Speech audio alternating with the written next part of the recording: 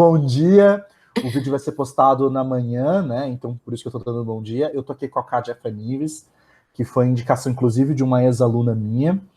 E, bom, em primeiro lugar, boa tarde, Kátia. Ó, eu te chamando de Flávia de novo, Kátia. Boa tarde, Kátia, tudo bom? Boa tarde, muito obrigada pelo convite. Felipe, é um prazer estar aqui com vocês hoje.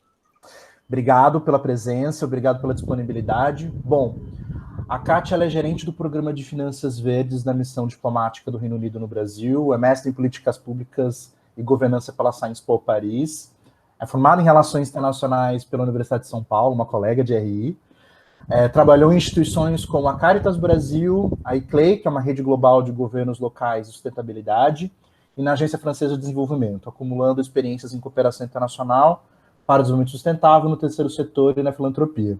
Aqui eu coloquei só algumas, né, Kátia? Você tem outras experiências também, né, em outros setores e outros lugares. Acho que a gente até pode conversar sobre isso se você quiser. Mas antes de qualquer coisa, o que eu ia pedir, Kátia, se você pode compartilhar, nem que seja brevemente, o que é a experiência do Programa de Finanças Verdes, como ele funciona e qual é a importância dele, né, junto ao Brasil. É um programa bilateral, né? Isso, é um Legal. programa bilateral. Bom, eu vou voltar vários passos atrás só para contextualizar, né, como que eu fui parar aqui nessa missão diplomática. Eu acho que vale a pena eu contar esse passo também, o porquê que eu interessei por essa agenda, né, nessa agenda de finanças verdes. Acho que vale a pena compartilhar com colegas internacionalistas que estão buscando esse movimento. Desculpa que eu vou fugir da pergunta, mas eu vou chegar nela. Eu acho que a gente está vivendo um momento, né, das relações internacionais contemporâneas bastante sensível, no sentido de que muitas das instituições internacionais estão descredibilizadas no seu papel de entrega realmente de resultado substantivo realmente para o desenvolvimento de cada um dos países.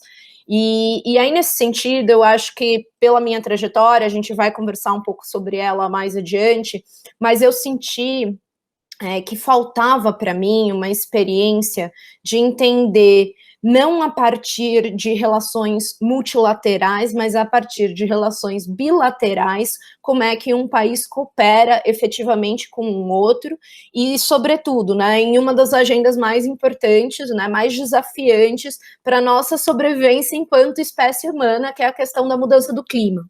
Então, se a gente pode sintetizar duas grandes crises, né, da humanidade nesse momento, eu acho que, de um lado, para a gente olhar para as relações internacionais, tem toda a questão da segurança internacional a partir das disputas nucleares, né, que ameaça a nossa sobrevivência enquanto espécie humana, e existe o desafio também de olhar para como que nós, enquanto espécie, estamos interagindo com as demais e afetando o equilíbrio climático do planeta e o equilíbrio biológico do planeta, e portanto, essa era a agenda que mais me sensibilizava, e eu achei que era super interessante contribuir com isso a partir de uma perspectiva internacional, mas enquanto brasileira. Então, surgiu essa oportunidade de trabalhar para a missão diplomática do Reino Unido. Eu achei que causava 100%, tanto com a questão da agenda, quanto esse aspecto que eu buscava, né, na minha formação, que é essa cooperação bilateral. E aí, em especial, o programa de finanças verdes, né, essa agenda de finanças verdes, que eu acho que é um outro ângulo bastante listas, escapamos dele, porque nós estamos normalmente muito centrados nos debates relacionados à parte sociopolítica dos discursos. E aí tem a variável econômica, que move ponteiras, a variável dos mercados financeiros, dessa dinâmica complexa internacional, e que eu achava também que era uma parte interessante do quebra-cabeça. Então surgiu essa oportunidade, eu apliquei, estou aqui há 2 anos, mais ou menos, trabalhando nesse programa. Esse programa, então, de finanças verdes, ele faz parte de um portfólio, de um espectro mais amplo de programas bilaterais de cooperação, em agendas que o Reino Unido elegeu lá em 2015 como estratégicas para trabalhar junto ao Brasil. Então, são agendas como a questão da saúde, a questão da educação, a questão do comércio internacional, cidades inteligentes, nós temos uma questão de acesso digital, energia e finanças verdes. Então, é um portfólio aí com 7 eixos estratégicos e, em especial, como eu falei, modulados para trabalhar com relação ao Brasil. Mas isso tudo faz parte desse portfólio mais amplo chamado Prosperity Fund, que o Reino Unido constituiu para agilizar suas cooperações internacionais com países emergentes. Então, tem um grupo de países emergentes que foi selecionado, o Brasil entre eles, e que receberam essa oportunidade de cooperar via Prosperity Fund. Então, dentro disso está o Programa de Finanças Verdes, como um dos eixos estratégicos. Então, o que a gente olha nesse programa, né? A gente, como eu falei, posicionei a questão do debate climático, questão da nossa crise, da nossa emergência climática e uma necessidade de dar uma resposta à altura disso. Acho que eu não preciso muito divagar a respeito das condições do Brasil em relação a essa agenda, mas também do seu protagonismo histórico, até por questões geográficas e questões naturais do nosso território. O Brasil sempre foi liderança nas discussões internacionais, hoje se situa em uma posição um pouco mais alijada do debate, ou até mesmo se posicionando contra, né, essa liderança histórica, se abstendo desse papel histórico, mas, de toda maneira, é uma agenda super central. E aí a ideia é que a gente, por meio desse programa, a gente trabalhe com capacitação, né, com desenvolvimento de capacidades na perspectiva de assistência técnica de instituições-chave do Brasil, para que os nossos recursos públicos sejam bem alocados estrategicamente, de tal maneira que a gente consiga. Então, na realidade, o programa ele oferece assistência técnica, desenvolvimento de capacidades para instituições-chave do Brasil, para bem utilizar, né, utilizar estrategicamente os nossos recursos públicos, utilizando como uma espécie de plataforma, uma alavancagem, para atrair capital privado para investimento em infraestrutura sustentável. E aí isso significa, né, contribuir tanto, por um lado, com a agenda de implementação local dos Objetivos do Desenvolvimento Sustentável, então a gente olha para índices de redução de pobreza e redução de desigualdades, em especial desigualdade de gênero, e por outro lado, como eu já tinha comentado um pouco, a gente olha para a nossa política de cumprimento dos objetivos do Acordo de Paris. Então, esses são os 2 marcos estratégicos globais que orientam a ação desse programa de cooperação internacional. E aí nós temos 3 objetivos mais específicos dentro do programa, né? Então, como que a gente vai entregar essa boa alocação, essa alavancagem de recursos? Como que a gente trabalha com as instituições parceiras? Então, como eu falei, a gente parte de um primeiro pilar, que faz uma análise geral de boas práticas, um benchmark, que a gente chama de metodologias de integração de aspectos ambientais, sociais e de governança para cessão de crédito em bancos de desenvolvimento. Aí nosso principal parceiro é o BNDES. Essa agenda que eu falei, né, do desenvolvimento desses critérios de mensuração, a gente tem visto muito nos jornais. Se os alunos quiserem dar uma olhada nisso, tem se falado muito da agenda ESG. É isso que a gente faz, a gente equipa bancos públicos, aí em especial o BNDES, com quem a gente já começou esse trabalho, para eles desenvolverem metodologias internas, né, critérios internos, com esses vários olhares, para além da performance financeira, então, das instituições que buscam o crédito, eles vão também ser analisados nessa outra perspectiva, percebendo, né, que essa alocação de recursos ela tem um impacto no desenvolvimento dos territórios. E a partir disso, enfim, o BNDES, e especialmente se a gente conseguir, né, ser efetivo, nosso efeito em cascata, né, desse banco que é líder, né, nesse tipo de movimento, né, de educação do mercado financeiro também, aí a gente consegue ter um impacto a nível de país, que é o que a gente espera lá para o futuro. Trabalho. O segundo componente... A gente travou de novo. Oh, meu Deus. Mas estava falando do papel do BNDES como para atingir o país inteiro a partir dessa estratégia, né? Ou seja, a parceria com o BNDES como uma forma de alcançar um país inteiro, né, com essas ideias e com essa política. Exatamente. A gente está olhando para um banco que é, né, enfim, que tem um papel de educação do mercado financeiro, né, das instituições financeiras muito importante e que, sobretudo, é um banco de desenvolvimento. Então, esses critérios que a gente está propondo têm total sinergia com a missão do BNDES, que é entregar serviços para a sociedade, né, implementar a política pública. Então, é nesse sentido que o BNDES se constituiu como um parceiro estratégico, né? Isso não significa que nosso trabalho se limite ao BNDES, mas que a gente olha para eles como um canal para atingir o setor como um todo. Então, isso é um primeiro movimento que a gente faz. Depois, e aí isso é algo bastante interno, como eu falei, são metodologias internas de seleção de projetos que serão ou não financiados a partir dessa lente crítica.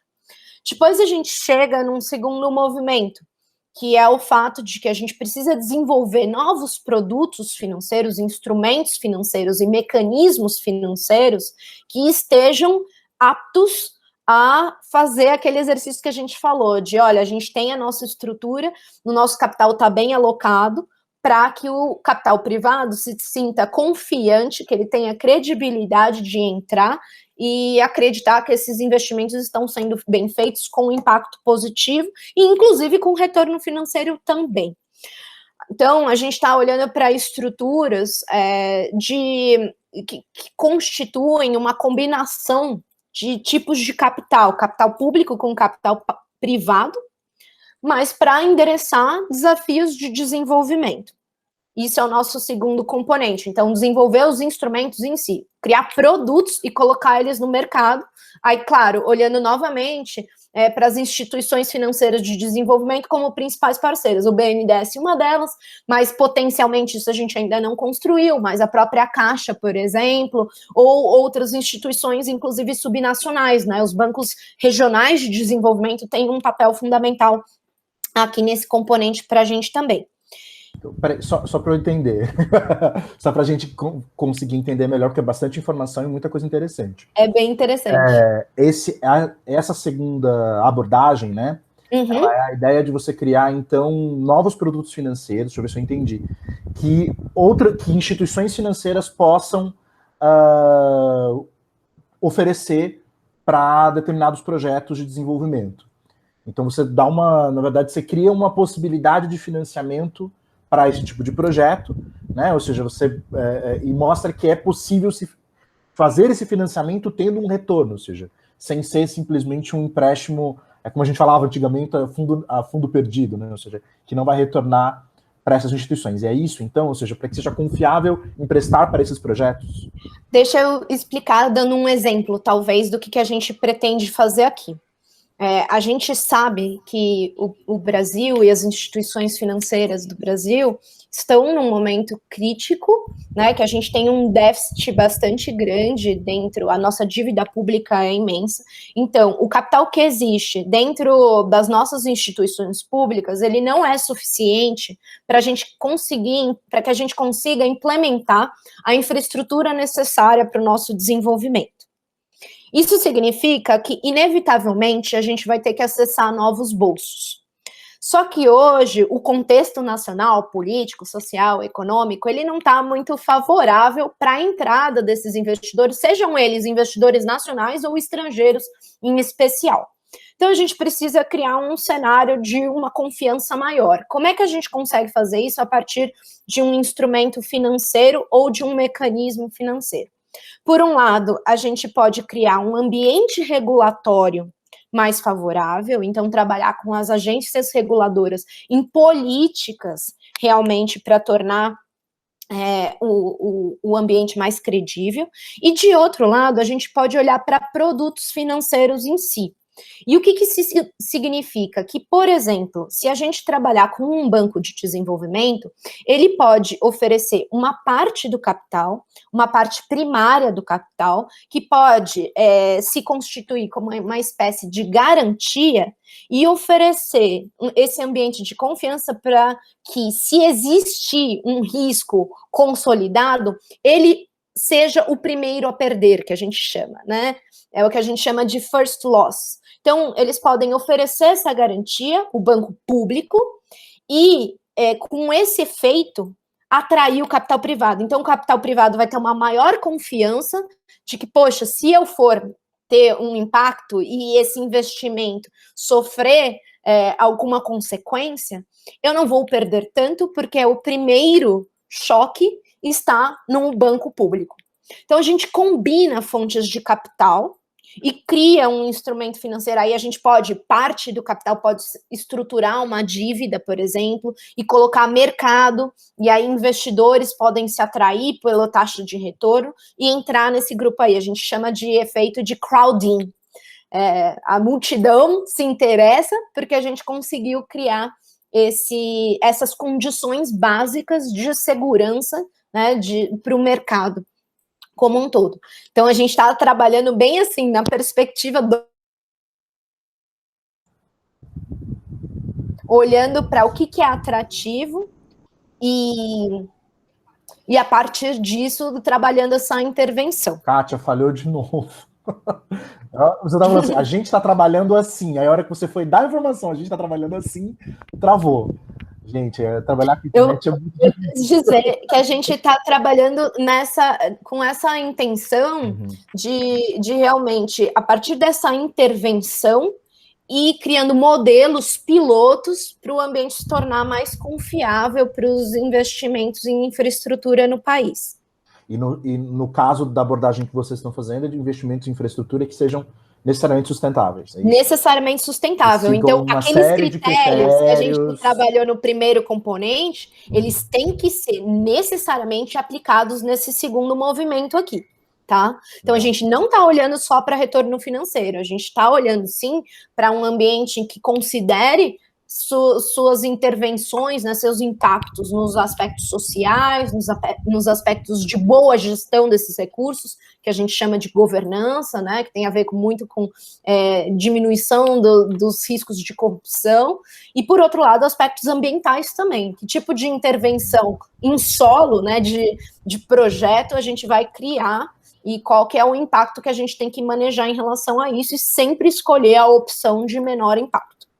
Que tipo de desenvolvimento, na verdade, né? Ou seja, exatamente. Formas de financiar outras formas de financiamento, outras formas de desenvolvimento, que não seja o tradicional, que ignora a maior parte dessas agendas que estão aí nos Objetivos de Desenvolvimento Sustentável e no Acordo de Paris, e muito interessante, mas continua. Exatamente. Eu já anotei umas 3 páginas, tá? Aí a gente chega no último componente, né, relacionado a esses dois, que é olhar para o lado da economia real. Então, legal, a gente conseguiu ter toda a engenharia financeira. Agora a gente precisa de bons projetos e projetos que estejam alinhados também com esses critérios. Então, a ideia é constituir realmente, vamos dizer assim, um cardápio, um menu de projetos, e aí de grande porte. A gente está trabalhando em parceria com o governo federal, mas também, como eu falei, com governos subnacionais, para que eles apresentem, né, quais são os projetos estratégicos que a gente consiga modular essas variáveis, eles sejam aderentes aos critérios de financiamento e eles consigam se converter em realidade, né? A gente vai ter a viabilidade econômica, mas vai ter essa viabilidade também social, ambiental e de governança para que esses projetos saiam do papel. Então, aí a gente fecha um ciclo. É claro que recurso do programa de cooperação, ele é circunscrito, ele é limitado, então o que a gente está fazendo é uma espécie de laboratório, mas como os recursos são limitados, é uma espécie de laboratório dessa nova maneira de investir, né? Propondo um novo modelo de cooperativo, inclusive, das instituições financiadoras, dos investidores, com os projetos que existem para tirar a infraestrutura do papel. Então, o programa consiste nisso, né? E a gente não, da nossa parte, enquanto governo do Reino Unido, não existe, como que eu posso dizer, cofinanciamento nos projetos em si. A gente quer criar todo o ambiente para que isso aconteça. Isso até com a intenção de gerar sustentabilidade, capacidade e inteligência nos territórios, para que o programa passa, mas isso fica no Brasil. Isso é um modelo que vai seguir, esperamos nós, se reproduzindo, ganhando escala e entregando resultado para a população. Muito interessante. Então, deixa eu ver se eu entendi. A ideia da alocação dos recursos por parte do governo britânico é para que se desenvolvam capacidades de alternativas de financiamento para projetos de desenvolvimento sustentável. Ou seja, a ideia não é financiar diretamente projetos de desenvolvimento sustentável, mas sim criar um ambiente de financiamento para esse tipo de projeto, com esse tipo de encaixe, né? Ou seja, de caixinha, ou seja, tem que ter determinados valores, determinadas questões que são fundamentais. Exatamente, exatamente. E perguntando ainda dentro do espírito sobre o projeto, você podia falar um pouco mais sobre que valores são esses? Você já falou que eles são de maneiras dos ODS, mas eles estão manifestos no projeto só? Eles vêm de uma determinação da política externa britânica? Como é que isso funciona? Eu acho que existem vários níveis de integração desses princípios. Né? Um dos veículos da política externa do Reino Unido no Brasil é o Fundo da Prosperidade, é o Prosperity Fund, então é esse portfólio. E aí a gente, em específico, a agenda de finanças verdes. O Reino Unido tem, enfim, é onde a gente vê a cidade de Londres, uma das cidades mais cosmopolitas e um dos centros do mercado financeiro no com a exportação dessa expertise e desse mercado financeiro que já percebeu esse alinhamento, né, a necessidade de entender que certas variáveis, inclusive para uma boa gestão de riscos, elas precisam ser consideradas nos investimentos. Isso aconteceu em Londres. Londres criou um banco público que era verde, era o Green Investment Bank, foi constituído exatamente para fazer esse tipo de movimentação e operação financeira, olhando para infraestruturas, integrando variáveis de sustentabilidade, e esse modelo do Reino Unido pareceu, né, ao Reino Unido, que era uma experiência interessante para países emergentes de fazer essa adesão, né, fazer essa integração e constituir os seus próprios bancos públicos verdes. Então, esse Green Investment Bank futuramente foi privatizado no Reino Unido, hoje ali é o Green Investment Group, mas, no caso do Brasil, o BNDES tem servido como uma espécie de piloto para integrar esses princípios. Então, é um princípio, como eu falei, nesse nível mais macro, de integração de variáveis para uma boa gestão de risco. Né? E aí, depois, a gente vai descendo nas várias camadas e tem a ver com, como eu falei, né, um respeito até dos recursos territoriais. Então, o Brasil é um país de larga extensão, com uma matriz energética já mais inclinada para limpa, então, e que tem uma agenda ambiental, como eu vinha falando anteriormente, bastante importante, e desafios sociais bastante importantes. Então, olhando para esse mix de variáveis, faria sentido, né, com esse respeito do território, integrar um programa como o nosso, porque, enfim, ele está olhando para os grandes desafios de infraestrutura locais, e está olhando para potenciais soluções, né? Como é que o meio ambiente, como é que a natureza pode oferecer soluções para esses mesmos desafios e aproveitar o ambiente político, a expertise, a legislação ambiental já bastante desenvolvida, para que o Brasil consiga fazer essa movimentação. e cumprir acordos que são internacionais. Então, como eu falei, no limite, né? Então, tem a escala local, que é essa que eu falei, tem a escala da política externa do Reino Unido, né? Bilateral, binacional, e tem a esfera multinacional, que são os compromissos assumidos em relação à Agenda 2030 e ao Acordo de Paris. O que eu ia te perguntar, eu achei interessante você falar que essa ideia veio, na verdade, de uma experiência de opção de desenvolvimento tomada com política pública no Reino Unido, né? Ou seja, Kátia, está me ouvindo? Tô sim. Ah, tá, é que deu uma travada na imagem. Como uma opção de política lá, né? Ou seja, houve uma opção anterior de política lá que foi bem sucedida. Não sei nada sobre isso. Alex aqui, peraí. Ela se eximiu, diz que não sabe nada sobre isso. Nada sobre isso. Eu imaginei mesmo que o não sabe nada sobre isso mesmo. Mas a experiência inicial ela parte de uma instituição pública, né, um banco público, que depois é privatizado, mas pelo que eu entendi, ele mantém o mesmo tipo de atividade, né, ou seja, ele continua financiando esse mesmo perfil de projetos, né, e aí quando esse projeto vai fazer parte da presença do Reino Unido no Brasil e das relações bilaterais, ele vai ser apresentado também como uma parceria privada, uma parceria pública, mas já olhando uma parceria público-privada. E aí eu te perguntando, é muito diferente o que se faz no Reino Unido em termos de financiamento desse projeto com o que vocês estão propondo em fazer aqui no Brasil? Ou seja, a distância técnica que teve que ser percorrida entre a experiência lá e a experiência aqui, ela é muito grande? Como é que é isso?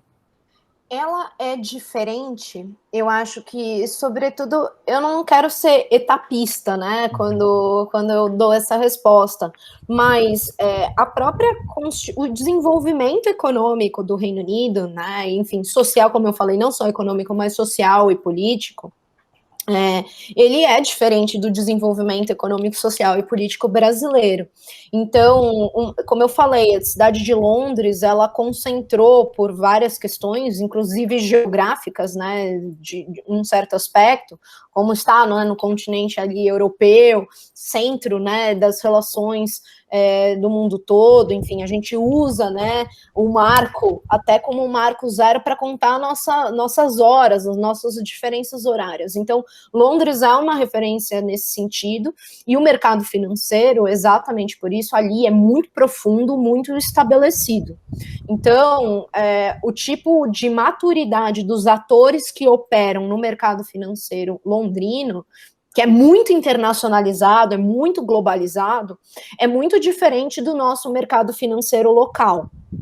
E é por isso que a gente está olhando principalmente para essa experiência a partir de um BNDES, de um banco público nacional que possa integrar essa expertise. Deu uma travadinha.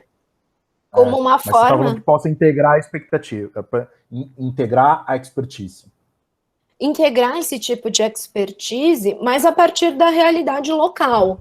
Então, a gente, como eu falei, qual que é o desafio do Reino Unido? Ele era diferente, era o seguinte, a gente tem um país já bastante desenvolvido, a gente quer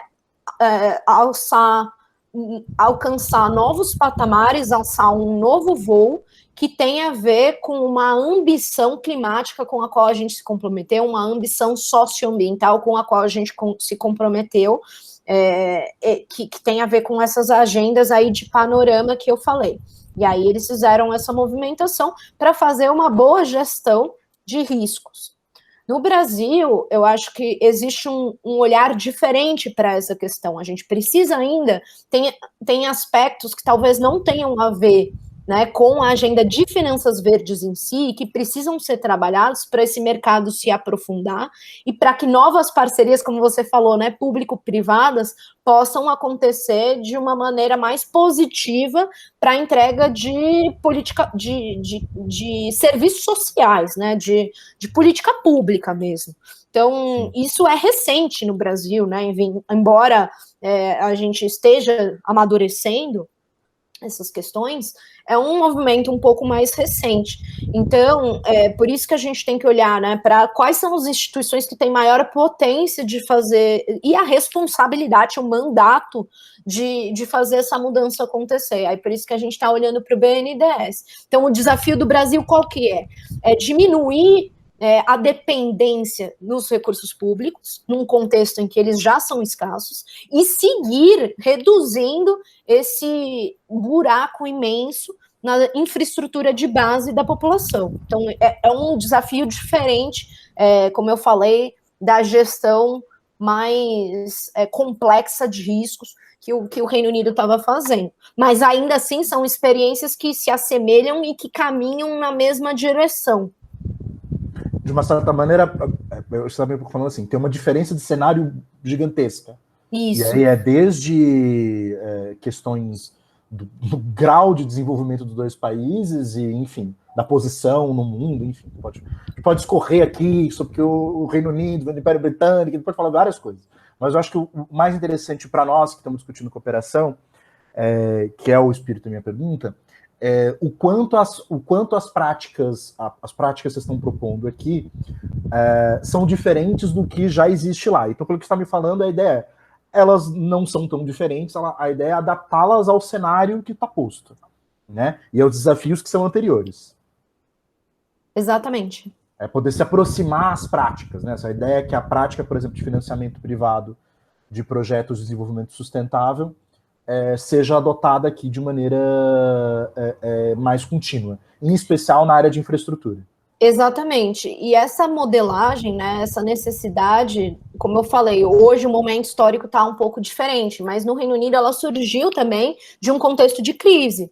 Lá 2007, 2008, um contexto de crise significativo, em que o cenário econômico era relativamente parecido com o que o Brasil enfrenta hoje em dia, né? Enfim, também buscando uma menor dependência de recursos públicos e tal. Agora, eles já tinham uma infraestrutura de base, como eu estou chamando, mais bem instalada. Então, tinha muito mais a ver com uma reformulação, talvez, dessa infraestrutura, incorporando novos aspectos, do que a construção. Mas isso, de repente, é até uma vantagem, porque como a gente ainda não tem, a gente já pode construir isso a partir das nossas tecnologias, né, e das tecnologias mais de ponta, adaptadas ao nosso território, e sem, como eu falei, sem ser etapista, sem ter que passar por todas as fases de desenvolvimento.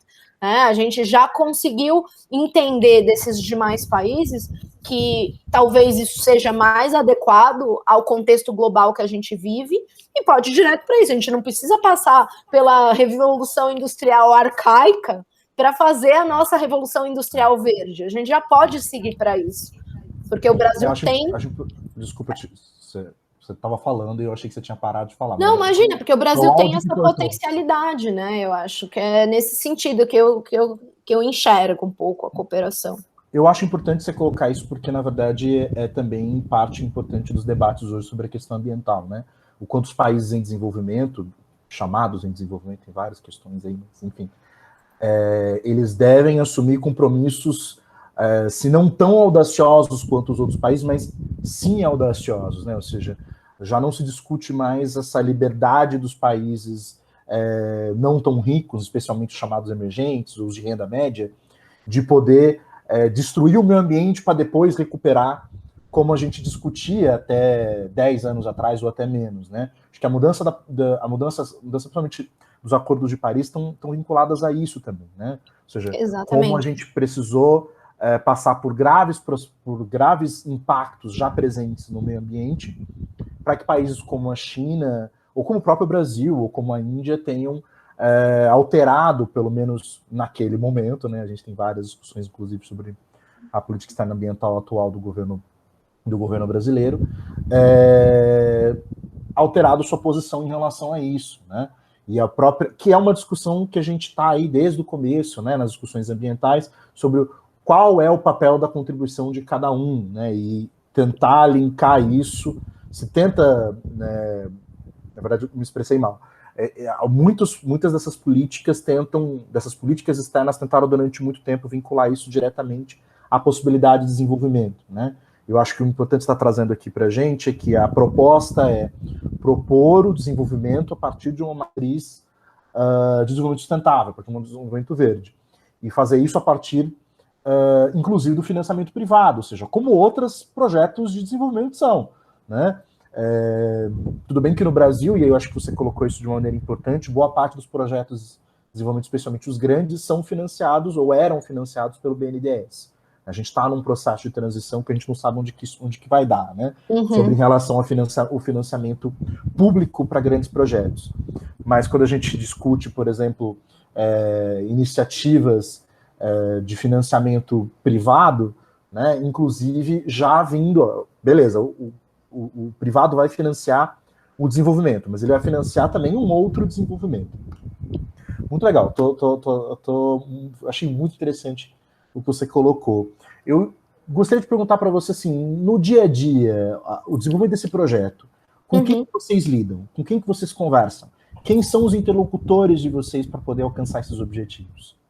Perfeito. Então, vou entrar agora bem na escala da entrega do programa em si, né? Eu acho que tem duas partes relevantes, vamos dizer assim, para mencionar aqui. Né? Vou tentar sintetizar isso em dois componentes. Tem uma parte da nossa missão que tem a ver, para vocês entenderem um pouco o modelo de entrega. Nós contratamos, né, fizemos um edital, uma seleção de parceiros implementadores dessas intervenções, atividades, né, na microescala. A operacionalização do programa em si não está na mão, então, do governo britânico. A gente tem um parceiro implementador, um consórcio, para vocês saberem quem é uma informação pública, então, é um consórcio formado pela Ernst Young, junto com uma empresa de consultoria local chamada Citaui, Finanças do Bem, são especialistas nessa agenda de finança sustentável, junto a Carbon Trust, que é o nosso parceiro com olhar climático, com expertise, né, em desenvolvimento de capacidades relacionadas ao clima, e a gente tem também um parceiro que se chama IMC Worldwide, é uma companhia também britânica, que olha para todos os nossos aspectos de compliance, uma obrigatoriedade em relação ao como a gente aloca os recursos do programa, para que a gente não gere oportunidades desiguais nos territórios. Então, a questão de gênero, por exemplo, é um viés que é sempre, assim, validado por essa equipe que eu estou chamando aqui de compliance, não só de gênero, tá? São vários aspectos em relação à desigualdade, em relação a nossas próprias emissões de carbono e tal, que essa equipe faz a conferência. Então, a nossa relação de dia a dia com o consórcio implementador é no sentido de alinhar os objetivos políticos do Reino Unido com a entrega local. Então, a gente orienta a ação. Então, meu dia a dia é muito relacionado a trabalhar com essa equipe, né, de profissionais, que deve estar para aí uma equipe de mais de 50 profissionais, com expertise técnica, né, no mercado financeiro, né, setor financeiro, como eu falei, nas modelagens climáticas, análise de dados, gestão. Esses profissionais, eles estão realmente com a mão na massa. A gente, enquanto equipe de gerenciamento do programa, a gente orienta a ação.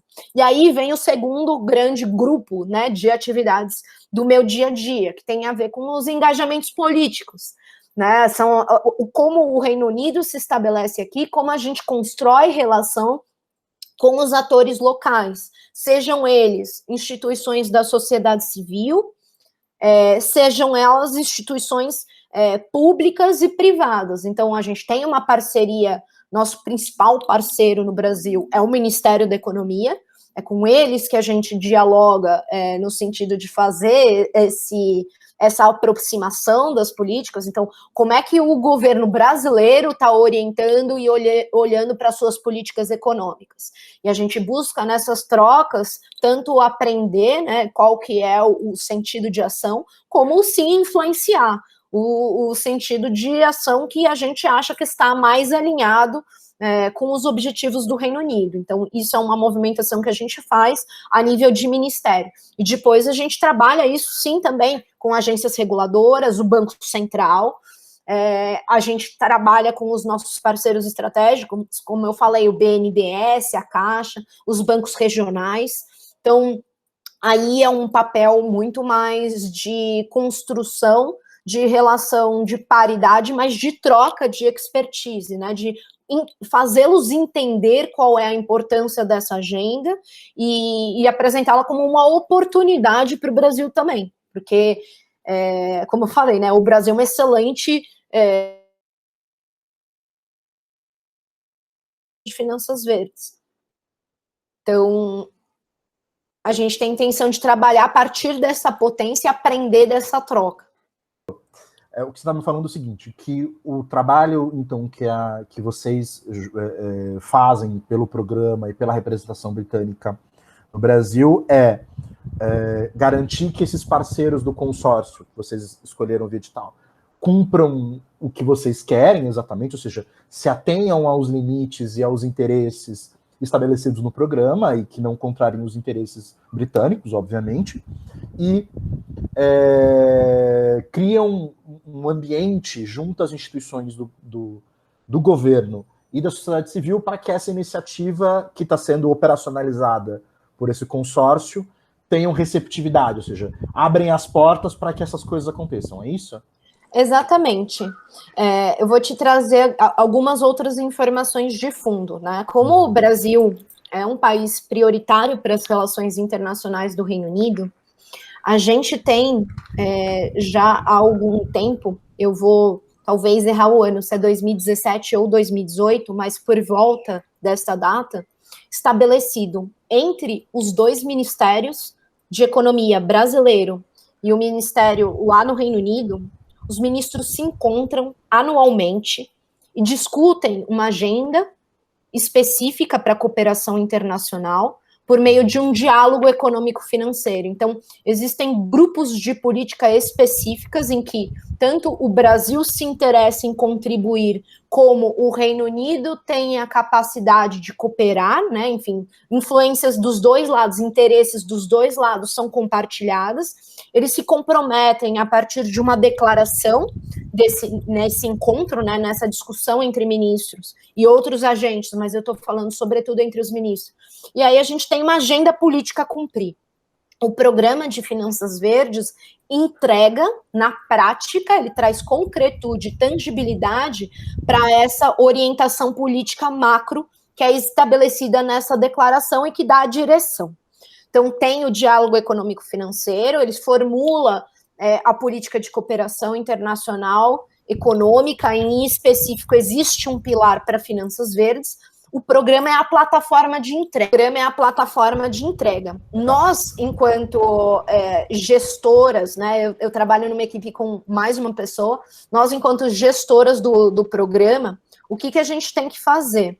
A gente não é expert, eu não sou economista, né, por exemplo, eu não sou expert em políticas e desenhos de mecanismos financeiros voltados ao clima, então a gente confia, né, na expertise técnica do consórcio para a gente ter os melhores instrumentos, as melhores ferramentas, as melhores modelagens e metodologias adaptadas ao contexto brasileiro, porque são experts que têm muita entrada no contexto local, e a gente alinha essa parte mais prática com aquela orientação, né, que a gente vai construindo com os nossos pares institucionais.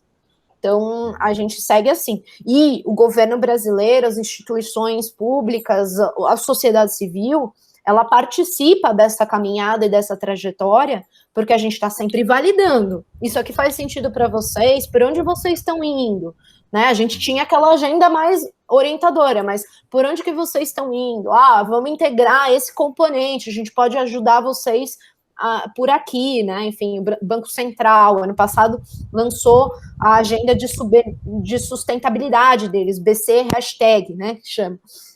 Olhando para esses componentes, qual é a responsabilidade do Banco Central e como que a gente pode contribuir. Então, a gente tem um consórcio, uma expertise técnica a dispor. Aí a gente tem que negociar para ver, bom, aqui a gente consegue contribuir, isso faz sentido também para o Reino Unido. Então, a gente dá esse suporte técnico para vocês desenvolverem esse componente. Mais ou menos isso no nosso dia a dia. Não, muito legal você falar, e antes da gente falar um pouco mais sobre o seu dia a dia, eu acho que eu tô curioso para saber como é que é esse trabalho.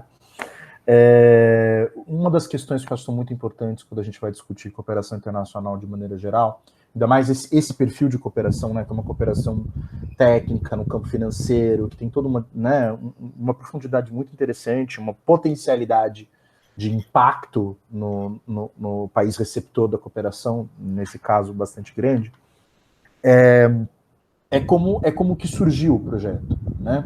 O projeto, você falou que ele faz parte de uma parceria bilateral aprofundada nos últimos anos, né? E que faz parte aí de um interesse mútuo de fortalecimento dessas relações. Mas eu gostaria de perguntar o seguinte: você falou que isso é um projeto modelo que está em vários outros países, né? Você tem alguns exemplos? O quê? A Turquia? A gente tem o Prosperity, o Fundo da Prosperidade, né? Que é países emergentes. No Sudeste Asiático, eu acho que inclusive na Turquia também, nós temos, acho que na Colômbia, no Peru, no México, só para dar uns exemplos de América Latina. Legal. Mas, em cada um desses países, não necessariamente eles vão ter uma veia de finanças verdes, tá? Cada país tem o seu contexto. Então, por exemplo, eu sei que no México eles trabalham, tem uma agenda de cidades inteligentes também, mas tem uma agenda de combate à corrupção. Então, tem muito a ver com um olhar para quais são os eixos mais estratégicos em que o Reino Unido consegue contribuir com o contexto local na hora da formulação do portfólio, tá? Em relação a essa agenda específica que eu trabalho, como finanças verdes em si, unicamente, eu acho que o Brasil é o único país. Porém, existe um programa que é Sudeste Asiático, ele usa um grupo de países, não é um país focal, mas eu acho que tem alguns, acho que Malásia entre eles, mas são alguns países do Sudeste Asiático que, dentro do seu programa de cooperação financeiro, eu não sei exatamente como é que eles chamam, mas tem dentro disso alguns aspectos de finanças verdes, mas não é só isso, eles trabalham com uma agenda mais ampla de, por exemplo, inovação, novas formas de pagamento, complementariedade que o nosso programa aqui não toca, tá? Então, para cada país vai ter um recorte específico. Mas a gente faz essas trocas, eventualmente, também, né? De, olha, como que vocês estão avançando lá, né? A agenda, por exemplo, de, como eu falei, Fintech Open Banking, é uma coisa que o Brasil tem também começado a fomentar. Então, os nossos colegas lá do México, do Sudeste Asiático, que já avançaram nisso, eles podem, de alguma maneira, nos iluminar e a gente consiga devagarzinho e ir também mexendo com essas engrenagens. E essa agenda prioritária, ela é definida bilateralmente ou é mais da avaliação do governo britânico onde que ele pode, ou é um misto dos dois? Assim, eu acho que é um misto dos dois, mas no caso da cooperação britânica, foi uma definição do Reino Unido, mas, obviamente, né, olhando para o Brasil. Então, fez parte da negociação, mas a iniciativa foi britânica. Exatamente. A gente sabe que o Brasil é um país de urbanização intensa, então cidades inteligentes, né, como que a gente planeja nas cidades era um componente fundamental. E isso entrou, por exemplo. A questão do comércio internacional, o Brasil está pleiteando essa abertura há bastante tempo. Então, foi olhando muito para o contexto nacional, mas foi uma definição do Reino Unido. Legal. Uma pergunta que eu ia te fazer, assim, se você podia elaborar um pouco mais, eu também não sei o quanto que você trabalha com isso, né? Assim, você falou sobre a importância de algumas agendas, e uma delas a agenda de gênero dentro dos projetos. Se você pudesse falar um pouco mais sobre isso, que acho que é importante a gente discutir como essas agendas estão presentes na política pública, né? Eu acho que a gente tem um caminho muito longo ainda, né, de partir esses debates, e aí diversos, gênero, raça, LGBTQIA+, de como isso está integrado na política, na prática, no dia a dia. Então, assim, o que você consegue enxergar dessa política no dia a dia? Perfeito. Então, por lei, o Reino Unido tem uma disposição em que todo recurso que é empregado em políticas públicas precisa ter um olhar sensível, transversalmente, para a questão de gênero.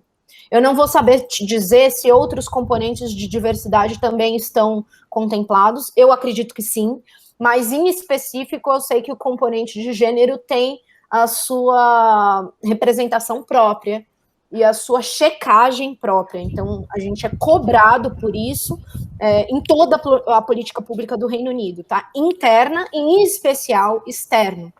A gente tem o recurso que constitui o fundo que a gente gerencia, é um recurso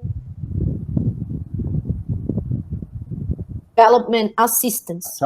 Oi, você está falando do recurso que você gerencia.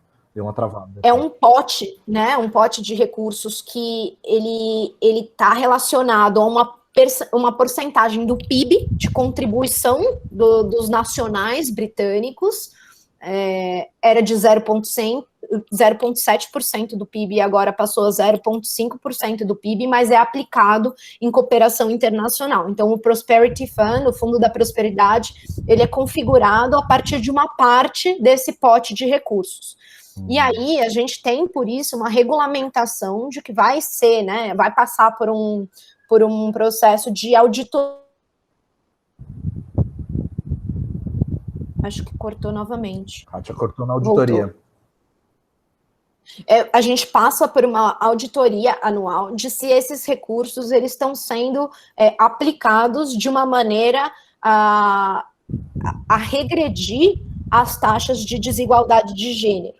Então, isso é um compliance, né, que faz parte até, como eu falei, por lei, temos essa obrigação. Como que isso é traduzido, né, para o âmbito do programa em si? Então, cada atividade, eu falei em linhas muito gerais dos 3 grandes pilares, né, do nosso programa. Então, nessas grandes intervenções, nesses grandes pilares, a nossa equipe de compliance, a gente tem uma equipe especialista em gênero e diversidade, eles fazem um check, né, monitoram variáveis de se aquela atividade está sendo desenhada pensando nessa entrega a reduzir desigualdades. Então, a gente sempre se preocupa com o número de mulheres impactadas, isso, assim, dentro das instituições financeiras, mas mais adiante, até, por exemplo, se a gente for desenvolver, que isso ainda não está estabelecido, tá? A gente está no meio do programa ainda, mas quando a gente definir nossos projetos pilotos, se for um projeto piloto de saneamento, por exemplo, a gente vai acompanhar o quanto de mulheres naquela região de implementação vão ser impactadas, qual é o diferencial que isso faz para a dinâmica e cotidiano delas. Então, várias variáveis, indicadores serão acompanhados nesse sentido. Isso transversalmente para os 3 pilares. Mas para nós, especificamente, aí tem uma particularidade do meu time, né, de como a gente se constituiu como time, a gente decidiu que a gente queria ter um pilar também específico para a questão de gênero. Então, nós temos, além das nossas 3 grandes intervenções, um pilar que se preocupa em incentivar mulheres em posições de liderança nas instituições financeiras. E aí, trabalhando desde a atração, então tem uma parte do projeto que olha para mulheres jovens, e fazê-las se interessar para o mercado financeiro como uma alternativa de carreira, coisa que não é muito comum, a gente tem poucas mulheres no mercado financeiro, e a partir disso, trabalhar com um grupo que a gente vai estar construindo essas parcerias ainda, mas a ideia é 5 ou 6 num primeiro movimento, e essas instituições, eu posso falar de do BNDES já, o Itaú assinou com a gente também, e tem algumas outras, a Caixa, e tem algumas ainda em negociação. Mas essas instituições, então, elas se comprometeram, elas assumem um compromisso a desenvolver uma política interna de desenvolvimento dessas lideranças femininas, com indicadores também, e seus respectivos planos de ação. Então, elas definem metas, a gente ajuda, né, assessora a partir da nossa equipe de especialistas, que essas metas, elas sejam factíveis, mas que elas sejam ambiciosas ao mesmo tempo, e a gente trabalha um plano de ação para que essas instituições cheguem lá. Então, a gente também tem esse componente no nosso programa. Kátia, eu tô com 1 milhão de perguntas, mas, mas eu acho que é importante a gente passar para uma outra parte da nossa conversa. Assim, eu tenho certeza que vou te convidar para a gente conversar mais, ainda principalmente quando a gente estiver na Unila presencial, te colocar no telão ou te chamar para ir lá. Eu acho que vai ser excelente. Mas eu queria te perguntar uma coisa que ficou lá no começo, mas que eu acho que tem muito a ver com essas questões. Você disse já que em um determinado momento você passou a ter muito interesse sobre a questão do desenvolvimento sustentável, né? E você apresentou os motivos. Eu queria saber que momento que foi esse e como que isso conversa com a sua trajetória profissional, ou seja, como é que você chegou até aí e ter esse interesse pelo desenvolvimento sustentável? Você já estava atenta a essa agenda quando estava na graduação, por exemplo? Isso orientou o seu mestrado, as outras questões, ou não? Foi a partir desse caminho? Na realidade, como que eu comecei, né? Vou voltar lá nos meus 17 anos e eu tô definindo a minha graduação. E aí eu olho para uma série de questões e possibilidades e penso, difícil escolher. Então eu vou escolher relações internacionais porque eu gosto de política, eu gosto de sociologia, eu gosto de direito, eu acho que essa é uma formação bem interdisciplinar. Então, para eu evitar a minha decisão, ou eu postergar a minha decisão nesse momento, que eu ainda estou muito imatura, vou fazer relações internacionais, gosto, né, desse tipo de debate.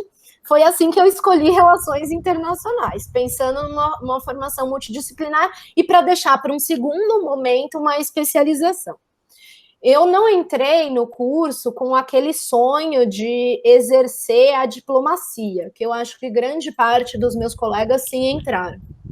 Mas o que foi bacana é que na USP, né, e aí isso tem muito a ver, assim, os cursos de relações internacionais no Brasil, eles ainda, eu não sei, né, mas eu acredito, pelo menos na minha época era assim, eles têm uma diversidade bem grande entre eles, e focos muito diferentes, mas na USP, eu fui a 8ª turma, era um curso relativamente novo, e a gente tinha a opção de direcionar para onde a gente quisesse, assim, a gente tinha 2 anos de matérias obrigatórias e 2 anos de eletivas, então, para mim isso foi fundamental, porque aí nesse sentido eu pude experimentar um pouco qual que era a minha paixão mesmo, né, qual que era a minha inclinação, aonde eu sentia que eu conseguia contribuir mais. Uhum. E aí durante a graduação eu fiz um pouco de pesquisa, eu tinha muito interesse pelas relações internacionais entre países de desenvolvimento, então eu estudei muita cooperação com a África, era um momento político do Brasil em que isso fazia sentido também, tá? A gente estava lá no auge desse tipo de relação, então isso me ajudou a seguir por aí, fiz uma pesquisa nesse sentido. Trabalhei na Câmara de Comércio do México, então fui experimentar um pouco da questão do comércio exterior, que eu acho que é uma outra trajetória possível.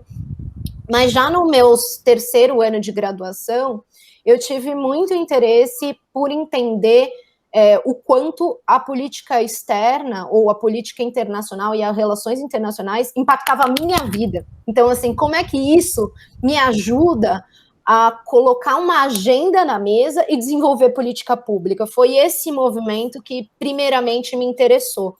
E aí, foi por isso que eu passei para a agenda de política pública e cidades, porque era esse âmbito em que a universidade aí, já fui para as eletivas, foi na FEFELESH, né,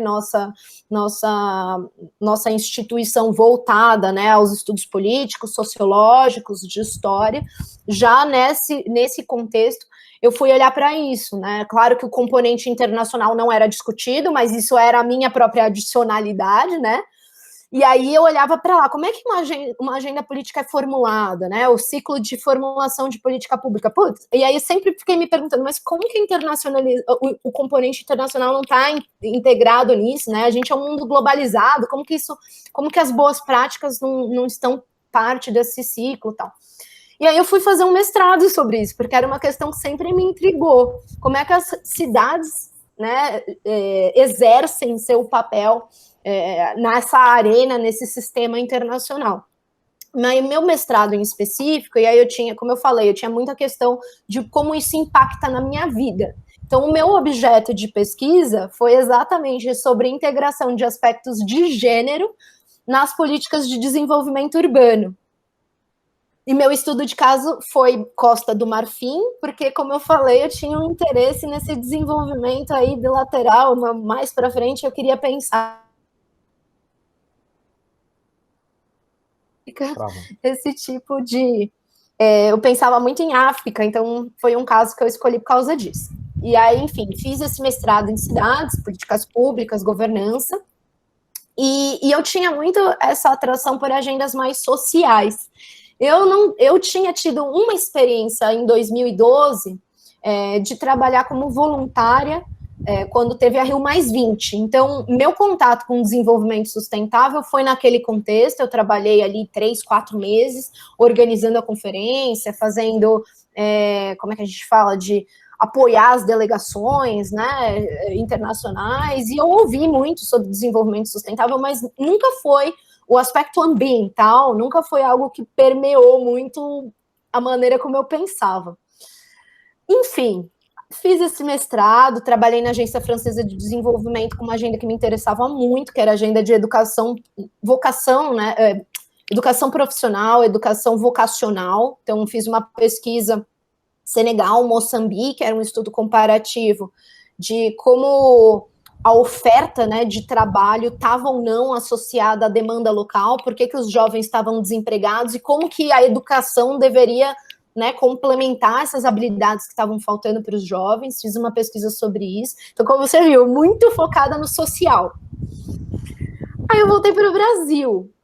E voltei para o Brasil pensando em trabalhar com política pública, a oportunidade que me surgiu. Então, assim, não foi muito uma decisão, foi o que foi aparecendo também para mim, tá? Eu era muito menos agente dessa história do que fui amarrando essas pontas, sabe? Mas as coisas foram aparecendo ali, um pouco de sorte, um pouco de oportunidade. Trabalhei com uma consultoria que assessorou o município de Diadema na implementação de uma política pública que, infelizmente, está bastante decomposta, que é a política pública de economia solidária.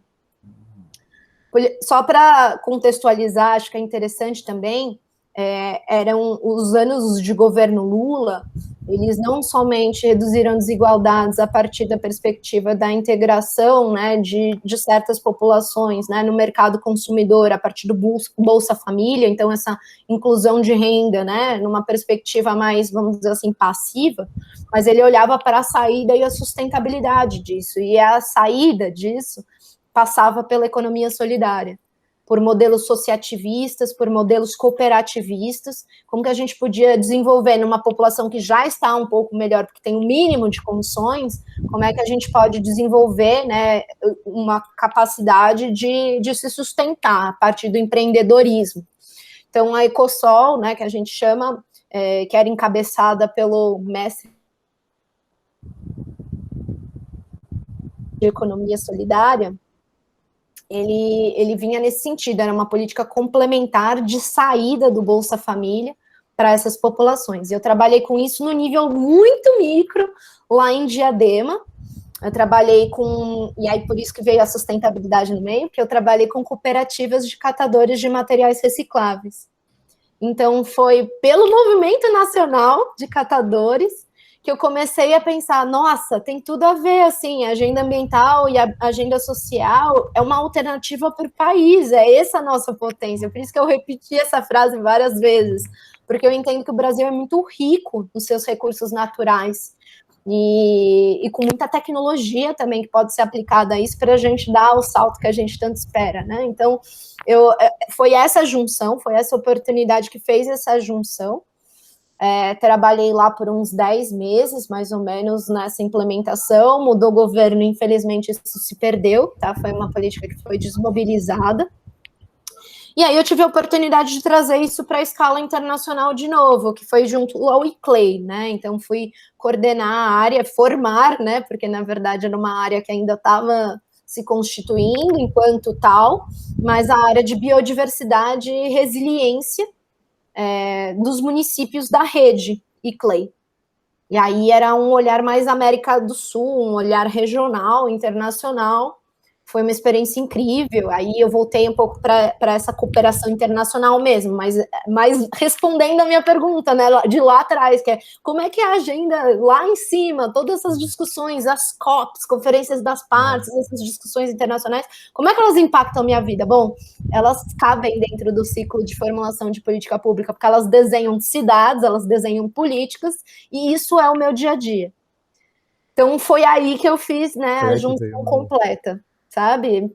Mas você me perguntou, foi tudo super pensado? Não, eu tinha questões que me intrigavam e fui buscando oportunidades que me ajudassem a responder essas questões. Tive muito sorte, muito privilégio nessa trajetória também, né, de poder eleger o meu caminho, mas eu acho que hoje, olhando para trás, ele faz algum sentido, né, de por que eu vim parar onde eu estou. Não, eu acho interessante você colocar esse desafio de vincular as relações internacionais com o dia a dia, porque é um desafio muito comum para a maior parte dos estudantes e também para nós docentes. Assim. É uma preocupação que eu tenho também quando eu vou olhar para os conteúdos que a gente trabalha em sala. Inclusive, esse esforço é justamente esse, né, de pegar aquela discussão sobre que a cooperação sul-sul, norte-sul e isso. Tal, e horizontal, e vertical, e técnica, e financeira, e o que essas coisas significam na materialidade. Eu acho que, bom, você está ajudando muito nisso. Mas deixa eu te perguntar, ainda nessa conversa que a gente está tendo do material, você falou bastante quando você estava falando sobre o projeto, que o seu trabalho muitas vezes é um trabalho de mediação, de interlocução, de buscar esses espaços. Sem querer parecer invasivo, mas já sendo um pouquinho, quando você abre a sua caixa de e-mail, que tipo de e-mail que você encontra lá? Ou seja, com quem você conversa, que desafio que você lida no dia a dia, entendeu? O que é isso? O que é esse trabalho que você faz no nível individual mesmo? No nível individual, eu falei sobre algumas instituições que são os nossos principais interlocutores, então, normalmente, eu respondo a essas instituições, né? De um lado, eu vou estar lá com o meu consórcio, que vai me perguntar, Kátia, eu tenho A, B e C metodologia, o que você acha que a gente deve usar? Né? Aí eu vou consultar, eu vou falar com as minhas instituições parceiras e dizer, por exemplo, BNDES, o consórcio está sugerindo essa aplicação de metodologia. O resultado seria mais ou menos por aqui, por aqui, por aqui. O que você acha que faz sentido para você? Então, é esse tipo de conversa que a gente tem. A gente tem conversas com os dois lados, né? O lado mais operacional que vai receber as capacitações ali, para que a gente desenhe essas capacitações. Então, eu vou estar lá no meu dia, né, do responsável pela agenda de sustentabilidade no BNDES, e vou dizer para ele, olha, o que a gente pode te oferecer é uma série de 5, 6 capacitações para você trabalhar o seu produto. Eu vou trazer um exemplo específico que acabou de sair. BNDES tá nessa movimentação de se tornar um banco mais verde, acho que influenciados pela gente, mas também pelo contexto e por outros parceiros, não é uma questão exclusiva. Acho que a pandemia ajudou a sensibilizar também, tá, para essas questões, é uma oportunidade que se abre. Eles estão nesse movimento. E eles estavam desenhando um produto de crédito, de cessão de crédito, específico, que tem as suas condições de juro, então vai custar mais ou vai custar menos para quem toma esse crédito, a partir da sua performance de emissões de CO2.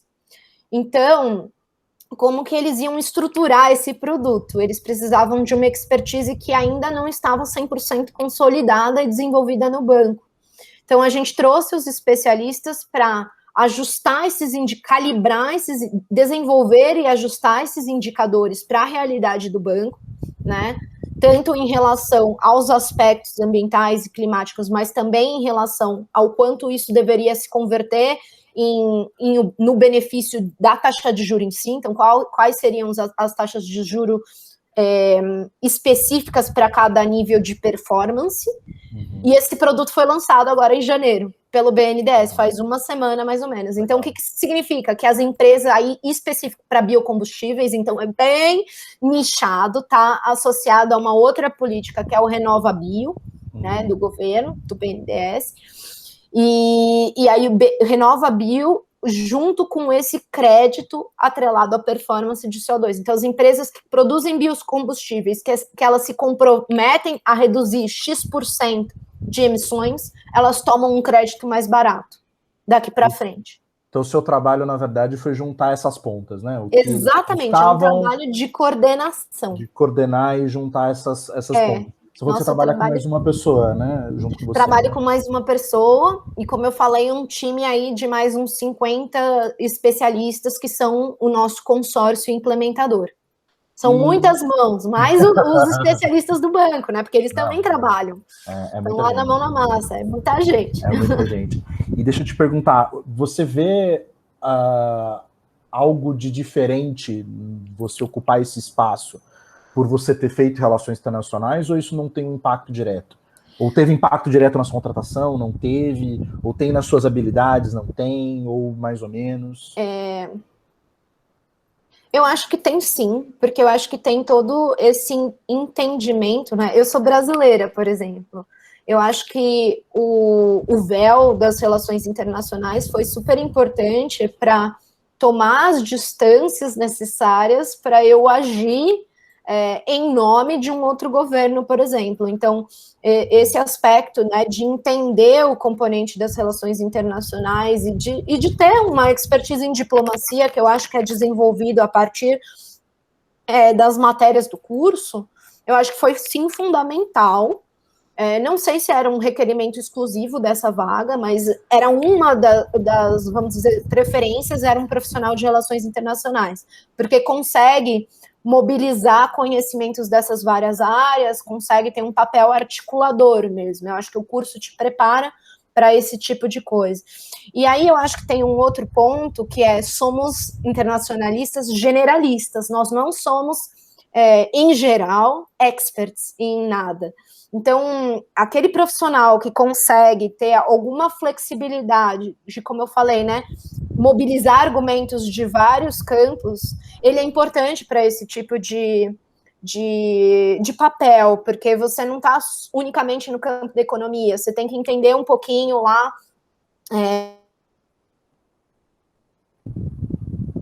que entender um pouquinho das relações sociais, você tem que entender um pouquinho o seu contexto político, e aí você vai ter aqueles que vão te dar, os assessores que vão te dar o apoio para aprofundar esses componentes mesmo. Que aí certamente não vou ser eu, entendeu? Porque se tensionar um pouco mais, eu não tenho essa capacidade, essa expertise mesmo técnica, mas você sabe quem perguntar. Exato, eu acho que você vai saber o papel articulador. Buscar e quem... Se eu tivesse que destacar uma competência, realmente essa capacidade de interagir, de articular várias frentes de trabalho. Vários tipos de conhecimento, né? Porque vários tipos de conhecimento. Você articulou várias, quando você estava falando comigo sobre o projeto, eu consegui enxergar vários diferentes espaços e tipos de conhecimento que foram necessários, na compreensão, mas isso é a política externa do Reino Unido, mas aqui a gente está falando de uma coisa, né, do desdobramento na base. Legal. Isso. E que outras formações que você teve que você acha que ajudam nesse trabalho, assim? Eu acho que, assim, cada trabalho que eu fui entrando, o trabalho em si, né, a mão na massa, o dia a dia, já te traz para um outro nível, né, de resposta para negar essas responsabilidades aí que são requeridas de você enquanto profissional. Então, o dia a dia te capacita, mas, de todo modo, Eu acho que uma vez que você entra, por exemplo, quando eu comecei a trabalhar com economia solidária, né?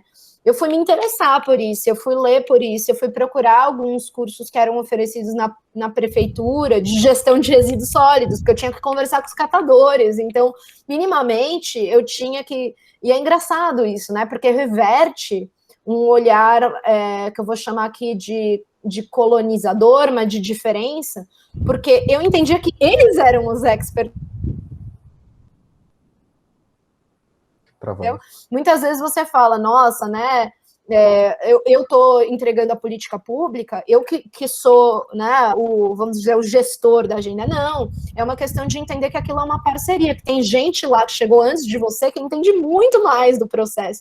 Então, é como o que talvez eu podia adicionar era exatamente como é que eu faço isso tudo que vocês estão fazendo ser mais otimizado.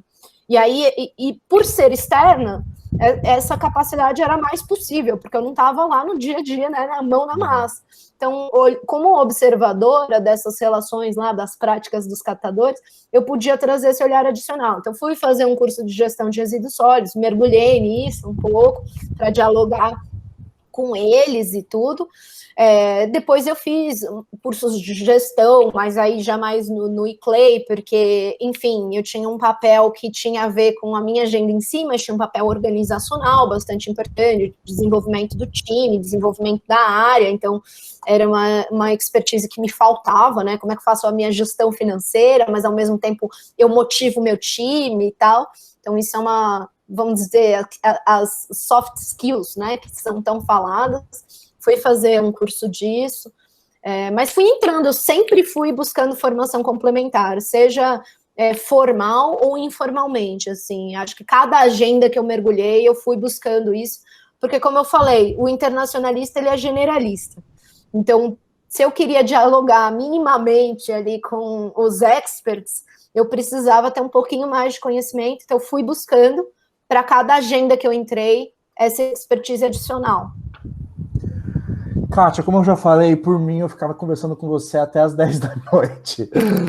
Mas eu vou parar de atrapalhar as suas férias. Eu queria te agradecer demais. Eu estou muito curioso sobre muitas coisas que você falou. Vou dar vários Googles assim que a gente acabar aqui a nossa conversa. Espero poder contar com você em outras aulas, em outros momentos, principalmente nos momentos de troca, que eu acho que são muito importantes. Te agradecer muito, muito mesmo. Se você quiser falar alguma coisa, fica à vontade. E é isso. Fica à vontade. Não, agradecer também, acho que é muito legal essas trocas. É sempre bom também se ouvir falando para outra pessoa, para você concretizar, sabe, aquilo que você faz. A gente não tem tanta consciência disso. Eu acho que é sempre bom para colocar em perspectiva, então adoro esse exercício, acho que é muito importante para mim, inclusive profissionalmente, então muito obrigada pela troca, a gente vai se falando e eu espero que eu tenha contribuído um pouco, que eu tenha sido clara, porque são às vezes questões bem complexas, que quem não está mergulhado é difícil de, né, entrar num universo assim, de uma hora para outra, mas eu fico à disposição. Não, foi ótimo. Eu acho que vai ajudar bastante a contextualizar e explicar, inclusive, as aulas teóricas que a gente vai fazer. Então, poxa, foi excelente. Muito obrigado.